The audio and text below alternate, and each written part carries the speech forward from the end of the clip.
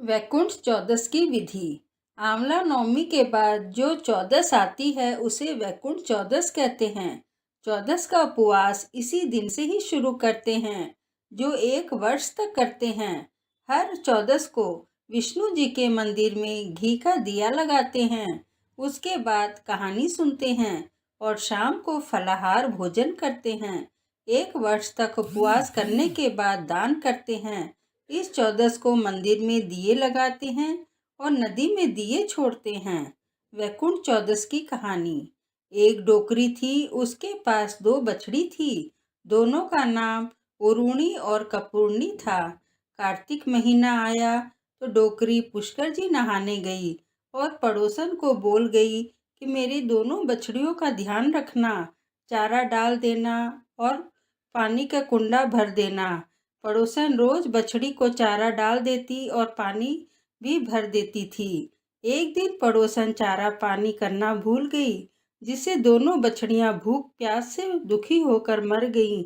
और वो दिन वैकुंठ चौदस का था, तो वो दोनों वैकुंठ चली गईं और इधर डोकरी पुष्कर से आ गई। आते ही उसने पड़ोसन से पूछा, मेरी उरूणी और कपूर्णी कहाँ हैं? तब पड़ोसन के साथ बछड़ियां देखने गई तो वो दोनों मरी हुई दिखी। तब डोकरी ने उनसे पूछा, तुम दोनों कितनी कार्तिक नहाई हो जो ऐसी मौत सुधर गई है? तो वो दोनों, हम तो सिर्फ वैकुंठ चौदस ही नहाए हैं। पूरा कार्तिक नहाने में जितना पुण्य मिलता है, उतना उससे कहीं ज्यादा पुण्य वैकुंठ चौदस नहाने से मिलता है। कहानी नंबर 2। वैकुंठ चौदस की कहानी नंबर 2। एक बार नारद जी वैकुंठ में भगवान विष्णु के पास गए तो विष्णु जी ने आने का कारण पूछा। नारद जी कहने लगे कि हे भगवान, पृथ्वीवासी आपको कृपा निधान कहते हैं, लेकिन इससे केवल आपके भक्त ही तर पाते हैं, लेकिन साधारण नर नारी नहीं तरते। इसलिए भगवान कोई ऐसा उपाय बताइए जिससे साधारण नर नारी का भी बेड़ा पार लग जाए।